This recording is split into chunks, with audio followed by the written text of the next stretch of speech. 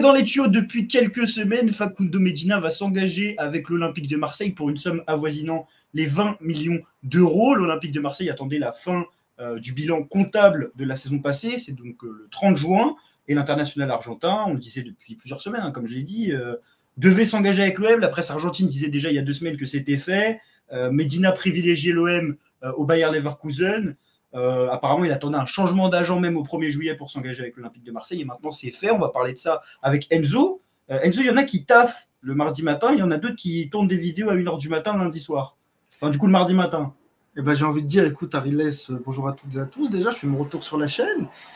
C'est, j'ai envie de dire, la nature même de l'Olympique de Marseille. Et tu viens avec une recrue. Exactement, je viens avec une recrue. Bien évidemment, avant que la vidéo commence, comme d'habitude, n'hésitez pas à vous abonner à la chaîne. Vous avez vu, on fait un peu plus de vidéos IRL, on va en faire un peu plus. D'ailleurs, au niveau du média, on va continuer un peu plus à se professionnaliser. Alors peut-être que le décor aujourd'hui, il n'est pas tip-top, on va l'améliorer. Chaque chose en son temps.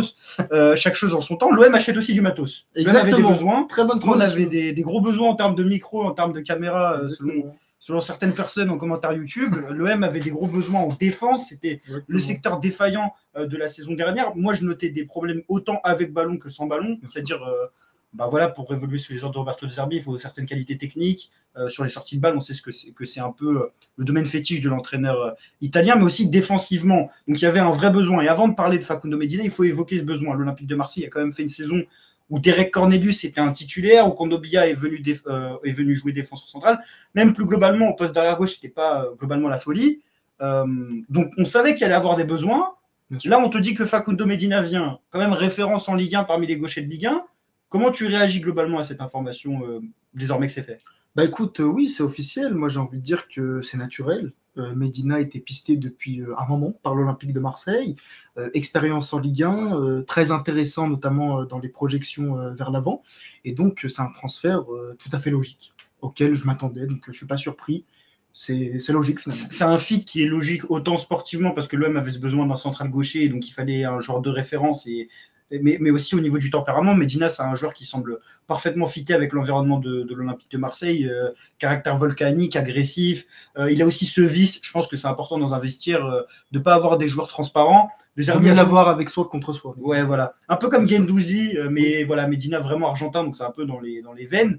Ce qu'on peut également souligner, c'est que Roberto De Zerbi s'est souvent plaint du caractère de son équipe. Je pense qu'avec Facundo Medina, il va avoir un joueur justement qui aura ce tempérament. Si on revient en considération un peu plus footballistique, on va parler des qualités de Facundo Medina, on a parlé des défaillances de l'OM.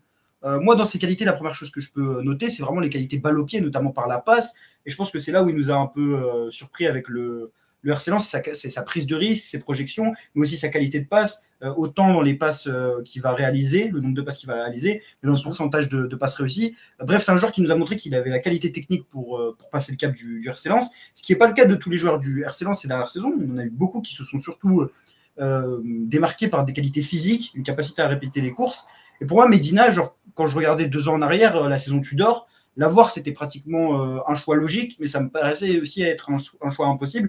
Et je pensais qu'il allait finir dans un très bon club, surtout qu'il était argentin. Et là, aujourd'hui, tu le récupères à l'Olympique de Marseille en profitant des difficultés financières du RC Lens. Je trouve que footballistiquement, moi, je ne sais pas ce que tu en penses, mais pour la défense à 4 de l'OM, pour le poste de central gauche, comme pour le poste d'arrière gauche, c'est vraiment un excellent choix. Oui, mais moi, c'est vrai que j'émettais une petite réserve sur Facundo Medina, dans le sens où je me demandais s'il avait vraiment les qualités pour évoluer à 4 derrière, parce qu'à Lens, justement, on le voyait à 3. Après, c'est vrai que j'ai revu quelques matchs de Medina, donc j'ai peut-être été un peu dur, notamment sur sa qualité technique. C'est vrai qu'au niveau d'Erlance, il m'a un petit peu fait mentir quand j'ai revisionné tout ça. Mais après, j'ai envie de dire que, comme tu as souligné, c'est un mariage en fait de raison et logique, tant footballistiquement que dans le caractère, parce que l'Olympique de Marseille, je le rappelle, a connu d'énormes difficultés défensives la saison passée et avait besoin justement de se renforcer dans ce secteur-là. Donc Medina était pisté et Medina va arriver. En tout cas, Medina, 26 ans, international argentin, 1m84. Voilà, on est sur un profil bankable, 25 millions de valeur marchande. On va un peu plus parler des détails du deal. Et là, moi, c'est là où je vais quand même avoir un petit défaut à trouver dans ce deal, c'est qu'on parle de 22 millions d'euros, c'est la première info qui est sortie selon l'équipe. Là, on a des détails, apparemment, il s'agirait d'un prêt avec option d'achat où on atteindrait globalement la vingtaine de millions d'euros. Pour moi, Facundo Medina, son prix se situe entre, l'échelle est assez large, entre 15 et 25 millions d'euros. Mais voilà, pour moi, c'était plus aller chercher à 15-18 que 22. Et je trouve que 22, voilà, je vais pas dire que c'est surpayé, mais on envoie quand même une grosse somme, 22 millions d'euros sur un défenseur central dans l'histoire de l'Olympique de Marseille. J'ai Tchaïta Tsar en tête, j'en ai pas d'autres. Est-ce que ce serait pas le défenseur le plus cher de l'histoire de l'OM?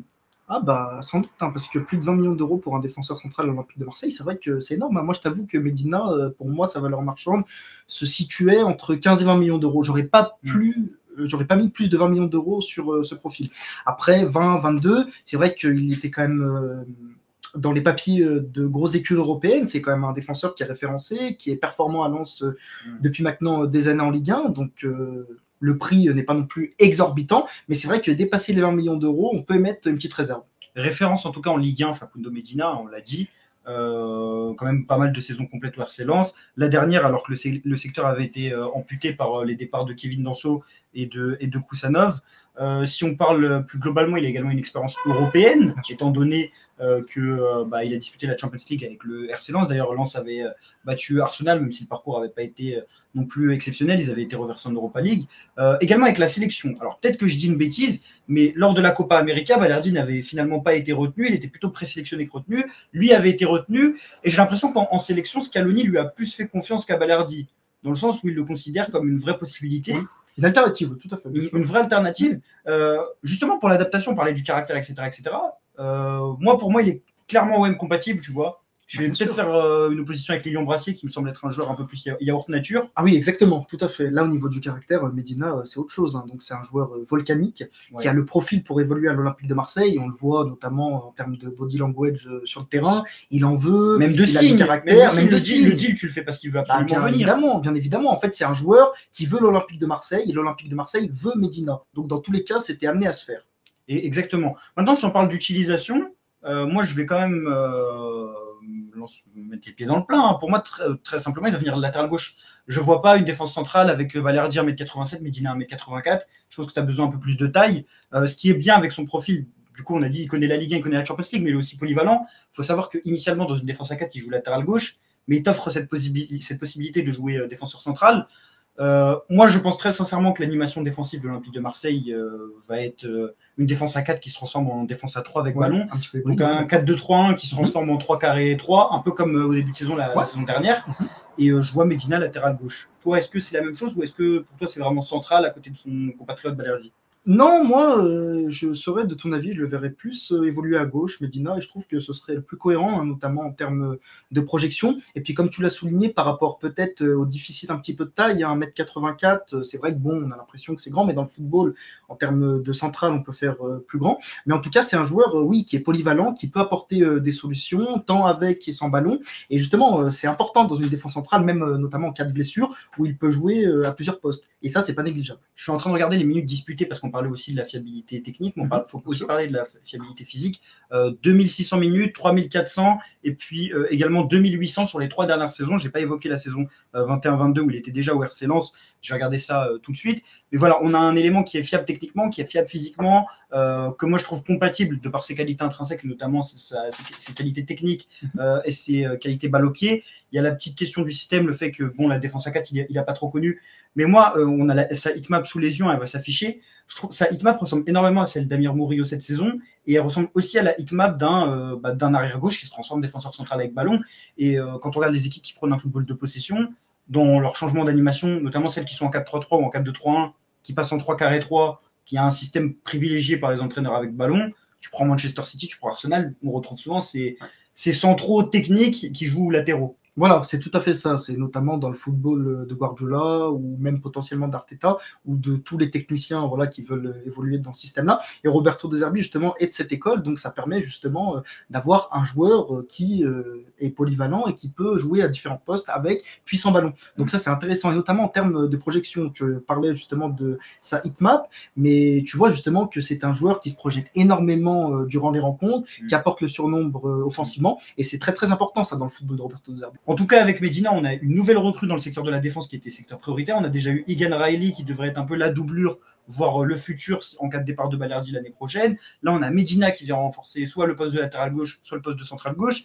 les dirigeants sont vraiment en train de faire un gros boulot au niveau de ce poste-là. Ah, les dirigeants sont vraiment en train de travailler le secteur défensif de l'OM, mais c'est justement le but, parce que l'année dernière, la défense de l'Olympique de Marseille était cataclysmique, c'était le pire secteur, on se faisait notamment transpercer sur chaque offensive adverse, et là c'est vraiment le secteur où il faut travailler, et les dirigeants font en sorte justement de le renforcer. Donc c'est un bon début de mercato. T'attends quoi après les arrivées de Facundo Medina et d'Egan Riley? On a 2 défenseurs, t'attends encore un central titulaire, autre chose? Ouais, moi j'aimerais quand même un central titulaire, parce qu'il faut quand même le renforcer. Il faut penser qu'il va avoir énormément de matchs cette saison avec la Ligue des Champions, la Coupe de France. Donc c'est un secteur où on a besoin de renfort et il faudrait potentiellement un titulaire ou encore une doublure. Exactement, un titulaire ou encore une doublure. Au niveau des latéraux, tu as des attentes particulières, même si Medina vient jouer latéral gauche. S'il vient jouer latéral gauche, quand même, ça veut dire que Quentin Merlin n'est plus vraiment oui, n'est plus vraiment le bienvenu, ne rentre plus forcément dans les petits papiers. Donc oui, il faudrait potentiellement trouver justement une doublure à Facundo Medina.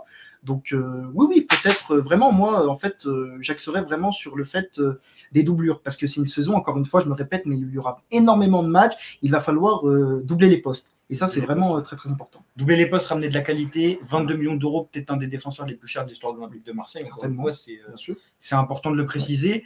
Voilà, 3 recrues aussi, au-delà du fait des secteurs qui ont été renforcés, 3 recrues au 1er juillet. C'est considérable. En plus, c'est pas n'importe quelle recrue. Si on parle de valeur marchande, là, tu as rajouté 60 millions de valeur marchande dans ton effectif. Bien sûr.